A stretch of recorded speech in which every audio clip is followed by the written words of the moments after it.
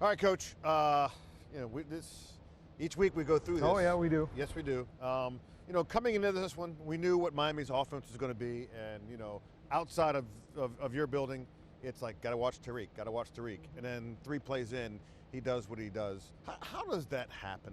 Oh, well, it was a little bit of a breakdown, and that's the frustrating part. It's something that we worked on, something we saw, and we thought we had a good call, and unfortunately we didn't get over the top of them. We missed an opportunity to reroute him, and and then sync with him, and then hopefully get a defender over the top when we miss that.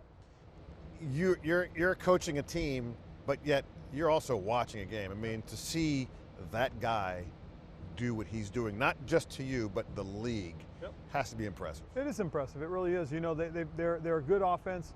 Mike McDonald's done a really nice job. He's implemented a system that really is about just a group of guys that are veteran enough, savvy enough to just be able to put it together and go.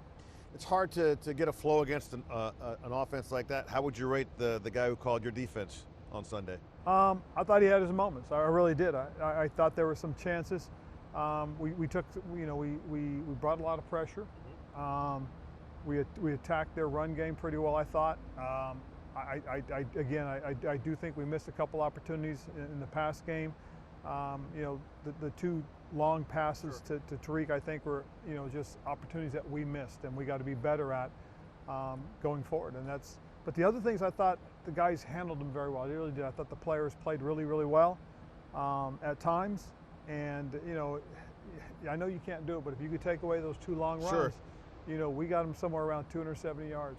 And so there's some things that the players can feel pretty good about. We've talked about the frustration level all season long. You started out 2-0, and it's not turned the way you wanted to turn. Jonathan Allen on radio today is saying, look, I'm 1,000% thinking about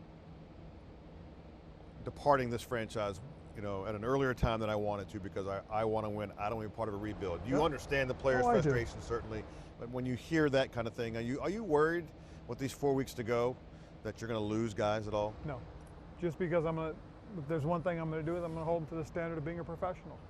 You're going to play in this league. You've got to do what a professional does, and that's you've got to continue to work hard. You got to continue to do things that you need to do to give yourself a chance to win the football game. We'll play each one of those games, one game at a time. We'll focus on getting after it in each one of those games and see what happens. The whole period of growth and development, the whole period of going through the process, in my opinion, is over. Sure. We're far enough into the season now, obviously with 4 games left to play, that they have to, and it should translate to winning football games or playing much better than we have. So we'll see how it goes. 3rd straight week, your quarterback is throwing a pick 6. I think after the game, Andrew Van Brinkle, who picked off the pass, said, we saw it. We saw what Andrew Wiley was doing. We knew what the play was. Is that a product of great film work on their part, or a predictable offense on your part? Well, I'm not going to address that, because to me, sometimes when guys make plays, they make plays off of what they see and instinct, and sometimes you're right and sometimes you're wrong. Right. So he guessed right. That's the way I look at it. Okay. I like the look on your face on that one. And what about Sam? Obviously, he's had some tough times here these last couple of weeks. He has. Sam and EB, what's your view of how this offense has, I won't say progressed, because it really hasn't at this point? Well, not lately. It really hasn't. We haven't been as prolific as we had at one point. The last 3 have been tough. They've been tough football games. But again, it is just still a work in progress. But as I said, we're getting to a point, to a stretch in the season where we've got to be better. And we'll see how it goes. Bye week, do you get away? We will eventually at the end of the week, but for the week itself, there was a lot of studying and preparing and looking at and trying to put together the right things to see how things go forward. I know you've said before that you've talked to the owner, Josh Harris, and you said to me, look, we've had great discussions, a lot of support, but he stressed winning. Yep. He's a first-year NFL owner. Yep. Has he told you, don't worry about this season. We'll do what we're going to do, whatever we're going to do after the season's over? Going forward, exactly. And so that's what I've tried to do, is just stay focused and try to do the task at hand, and that's get better as a football team. The other thing, and it's, we're talking football, but my cause, my cleats. Yes.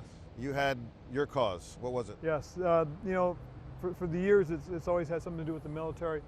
But in light of what had happened to Maui, particularly Lahaina Maui, this past summer, you know, I talked with my wife Stephanie about it, and Maui's near and dear to us just because it's where we went on our honeymoon, and you know, we've gone back there for many years. We own some stuff in Maui, and so we just felt that that would be something that we should most certainly pay tribute to. So we did Maui Strong, and we did the Maui Humane Society, and just wanted to pay tribute to those folks, and as they rebuild and hopefully rebuild that island to what it used to be, and that's a very beautiful and enchanted place to go.